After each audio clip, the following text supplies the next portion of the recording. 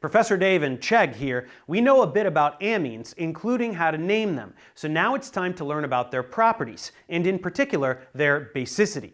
Let's get a closer look now. Amines are basic by virtue of the lone pair on the nitrogen atom.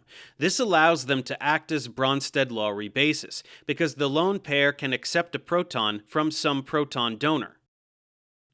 Amines are much stronger bases than alcohols and ethers because the nitrogen atom is more electropositive than oxygen and therefore can much more easily accommodate the resulting positive charge once protonated.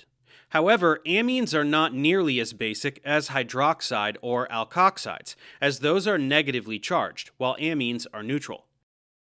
We will frequently express the basicity of moderately weak bases like amines by using pKb values, which are just like pKa values for acids. The Kb, much like a Ka, measures the extent of the forward reaction in the equilibrium between the unprotonated and protonated states. And then the pKb is simply the negative log of the Kb to yield a value that is easier to work with arithmetically.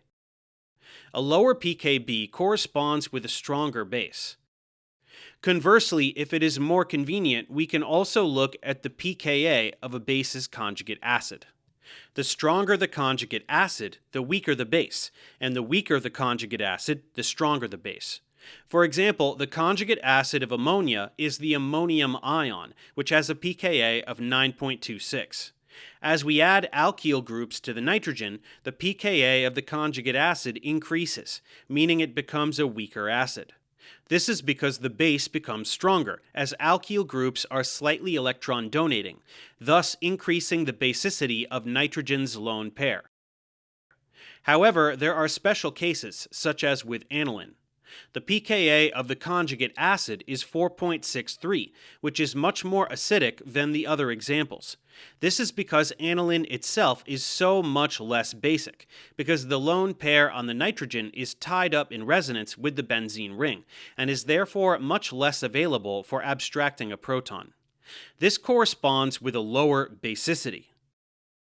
We can use similar reasoning for various nitrogenous heterocycles. Amides are non-basic for very similar reasons. The nitrogen atom has a lone pair, but it is tied up in resonance with the oxygen atom, so it is not readily available for protonation. Chemists can take advantage of the basicity of amines to purify them. If an amine is dissolved along with some neutral compound in organic solvent, like ether, adding a bit of aqueous acid will protonate the amine to give the ammonium salt, which will be transferred into the aqueous layer. This is then easily separated from the organic layer, which will continue to contain the other component in the mixture.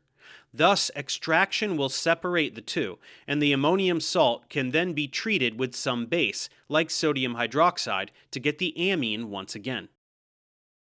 We should also note that primary and secondary amines can sometimes act as Bronsted-Lowry acids when in the presence of an extremely strong base, such as butyl lithium. The chemistry is utilized for generating certain bases like LDA, which have important utility in the laboratory. And with that, we have a better understanding of the basicity of amines and the basis for it on the molecular level. Professor Dave for Chegg. See you next time.